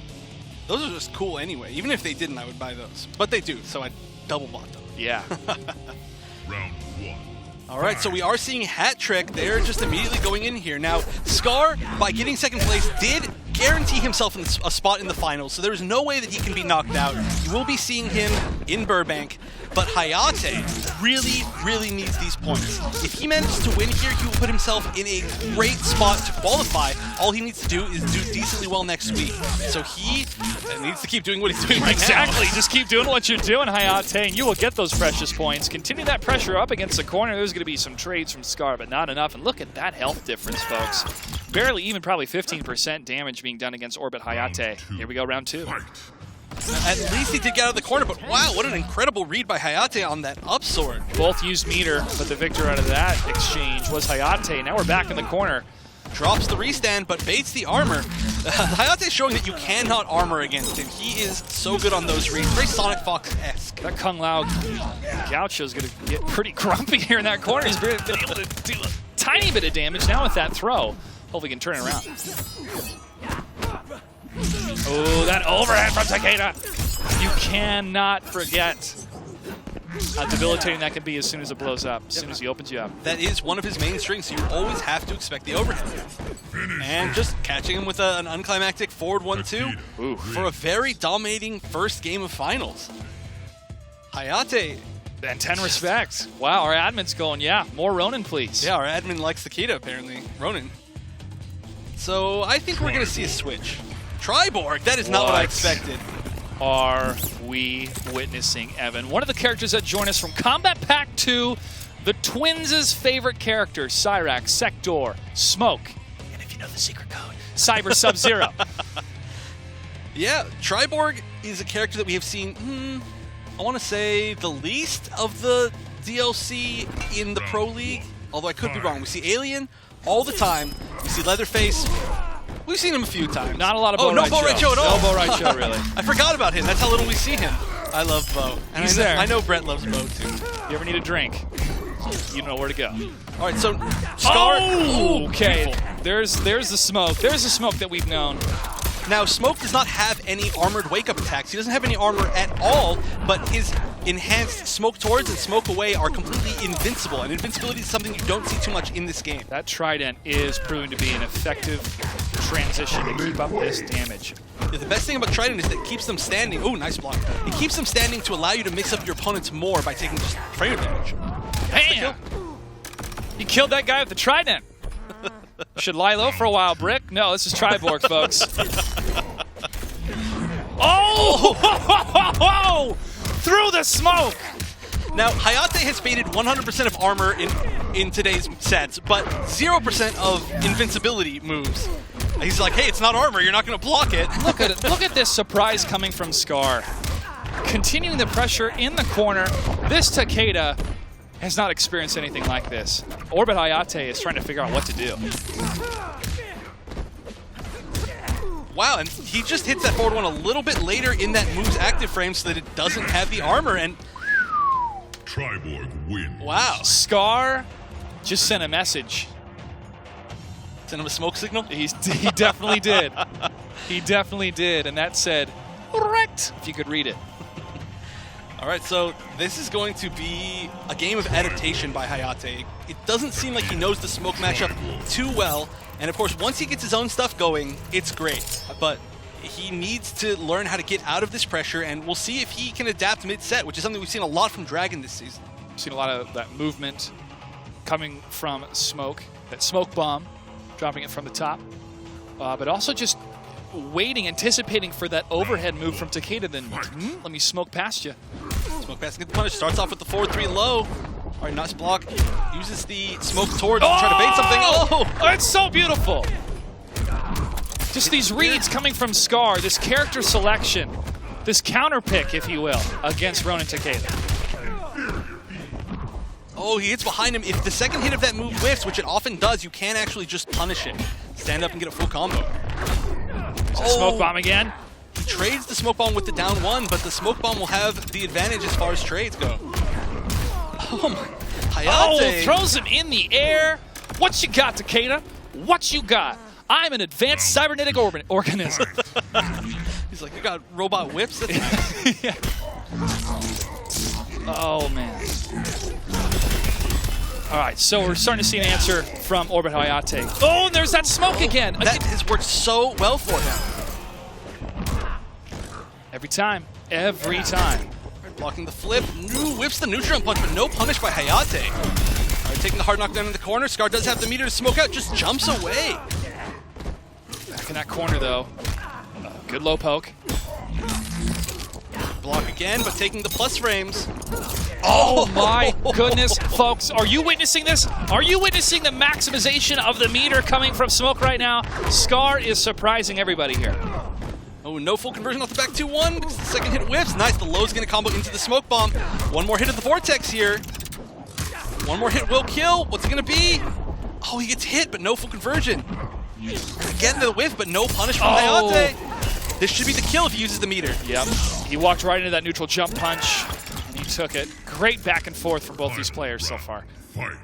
I think anybody could win this set. And have we ever seen so many crazy character picks in one broadcast before? I don't think so, Evan. I think this is record-breaking for tonight. But look, again, is. that smoke transition, waiting for that overhead from Takeda, maximizing the punishment, over 20%. Back into that vortex, there's a smoke bomb, and the damage is going to continue from Scar. Even at the health advantage, he continues the onslaught. And that was a wild mix-up we saw right there. He does forward 1-3, which is a high into a low, and then he did forward 1 into the teleport, which is an overhead, mixing it up instead of the low. Very risky, but use it once a set and it'll work. Great blocks coming from Scar, but over Hayate is going to transition into the offensive position of Takeda. And Ronin takes it 42%. Go, guess what, Robot? I got some moves of my own. I've seen Star Wars once or twice. Lightsabers work against droids very well.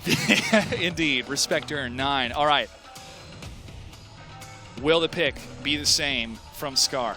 We could see something crazy here. It wouldn't even faze me anymore. All right, more Triborg, more Takeda from both players.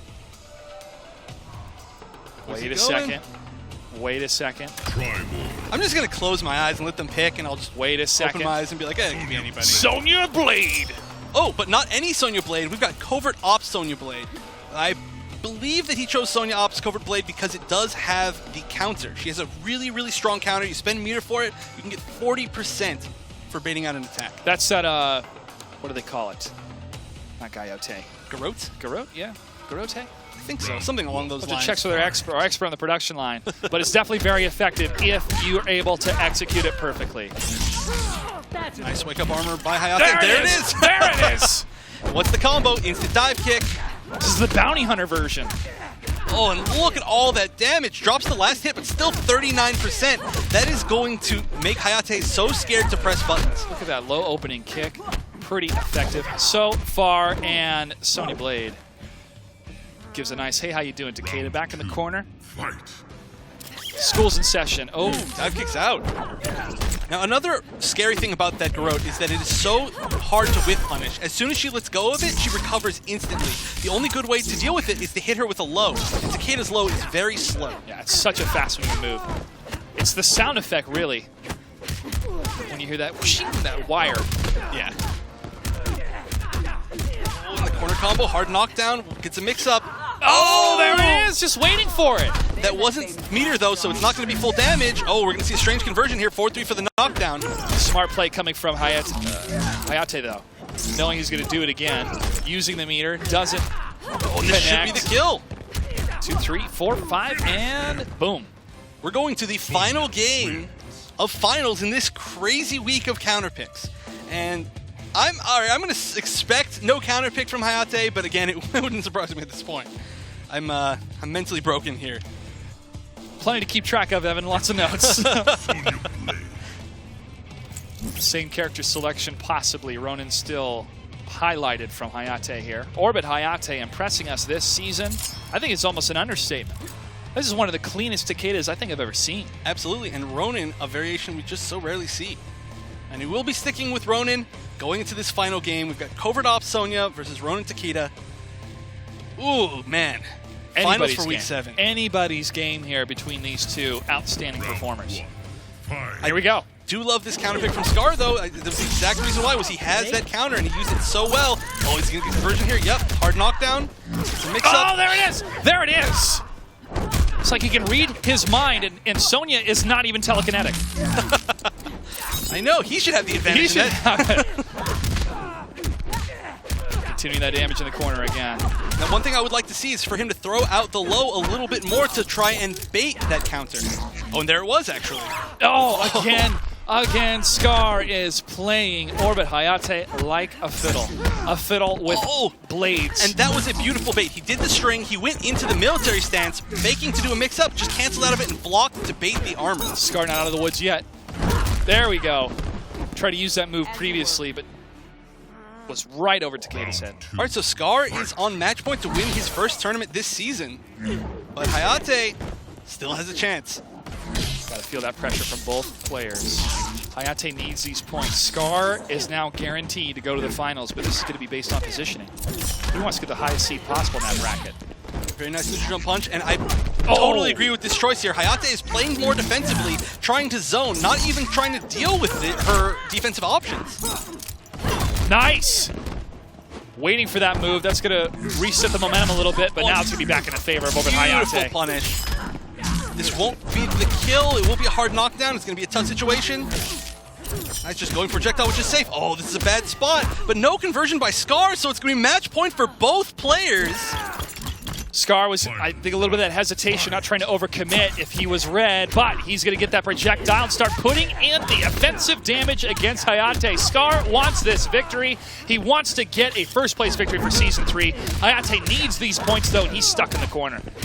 And this is looking very, very bad for Hayate. Scar's working on a flawless here. And there we go. Not afraid to throw out the armor, even though it's been baited a few times before, not allowing himself to be conditioned. Oh, and a lot of these lows, trying to bait that counter. Oh no, this is bad for Hayate. Scar taking this advantage. No conversion off of that because it hit Takeda out of the air. Scar is so close, just a little bit of life left. However, he tries to go for the parry, doesn't work. Orbit Hayate continues with the onslaught, but Scar has the answer. It's a dive kick to the face, and he's going to take the victory of Week 7. And Hayate trying to restand right there.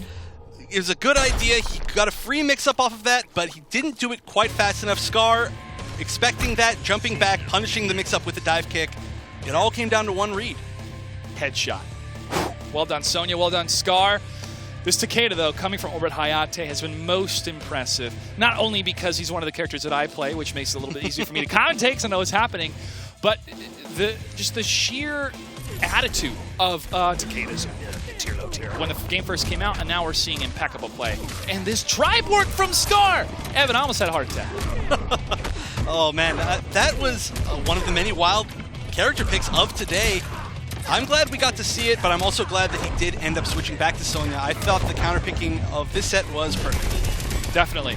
And counterpicking too, people are like, is this a camel? What type of advantage do you have? The advantage is your opponent now has to completely wipe everything that they were just getting accustomed to and have to readjust for a new character type. Different lows, different overheads, different special moves, different everything. And that, I feel, worked in so much favor of Scar for tonight. Of course, there is the opposite issue of if you choose a different character, suddenly you have to be comfortable switching all of that up also. You see a lot of people try to do things that the character they were using one game before could do, and they're like, wait a minute, oh no, now I'm Kung Jin! Why is he ducking so much?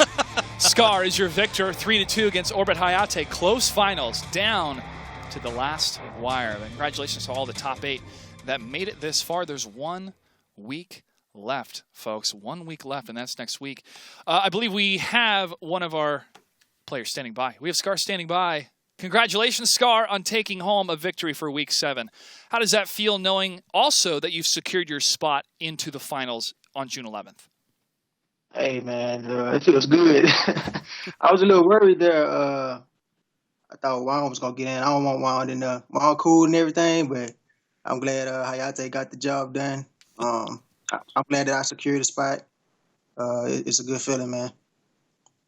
All right, well, I have a question for you. Why did you decide to choose Smoke against Hayate? That was a really surprising pick, and I loved seeing it. I chose it because, well, first I went loud because I need to challenge Takeda's mobility. So I want to go loud so I can be able to move like he moved. And I think Smoke has some of the best neutral in the game. So I was like, well, let me try Smoke. And then plus he's a fun character. So I just decided to pick him. Scar, what's the journey been like for you this season compared to the previous seasons, and are you happy with the position that you're in? From last season, I'm in a better position. I think I was like seventh rank in season 2. So now I'm like 3rd place now. So it's I think I've improved this season, minus the Sonya nerfs. But that's out of your hands, though. But you definitely adapted. Final question for you, Scar. Anything you'd like to say to your fans and any shout-outs before we say goodbye, but not, well, I should say see you later, but not goodbye. Shouts out to all my Scardinis out there. Y'all know who y'all are. And to my boy DJ T. What's good, ESL, bruh? You me DJ T. Johnny Cage A-list. And I'm about to mock Sierra White Boy. Hold on, let me show you how I'm about to map Sierra White Boy. Oh my goodness, that is flattering for DJ T. Scar, congratulations on taking week 7, and we'll hopefully see you next week if you make top 8. But if not, we'll see you at the finals, my friend. Congratulations. Thank you, man. Well, Evan, 1, awesome smoke, Triborg. 2, really good DJ T impression. I think it's one of the best. I know. What was that? You know, I'm glad we got to see DJ T here in a way without him even making top 8. That's why the Smack Talks are so crucial, guys. That's the opportunity for you, the top 8 players, to show your name, your face, and to throw some Smack Talk out there. We know Jennifer loves the Smack Talk. Jen, how's today? I love the Smack Talk. I loved all the matches today. I was so happy to see Katana because everyone's like, don't use her, use Melina, blah, blah, blah. I'm so happy. So thank you, Dragon, for using Katana. It's nice to see how she can move and what is capable of her. So I just want to reiterate, get your tickets, mkx3.eventbrite.com. We're almost sold out. We're going to have cosplayers, T-shirts, food. That's the most important thing is food because I'm always hungry. So, all right, big congrats to our winner. Thank all of you guys so much for watching. Good night, ladies and gentlemen. Take us home. I think, Jennifer, it's true. When she's not on camera, she's back snacking. Like, Jen, why'd you eat all the carrots? We're very healthy here at MKX. We do. We have carrots and celery and peanut butter. Coconut water and lots of other great things. We're going to have much more tastier food for the finals, folks. Don't worry. Yeah. We're going to have tacos Guaranteed. and pretzels and all sorts of things. Thank you so much for tuning in today. Again, congratulations to Scar. If you want to stay tuned to all the action for MKX, make sure to follow us on Twitter at ESL Mortal Kombat, Facebook.com/ESL Mortal Kombat, and use that hashtag MKX Pro League, and you can catch all the VODs and the top 5. YouTube.com/ESL TV. On behalf of Evan Hashimoto, Dustin Kane, and the rest of the ESL crew, thanks so much for tuning in.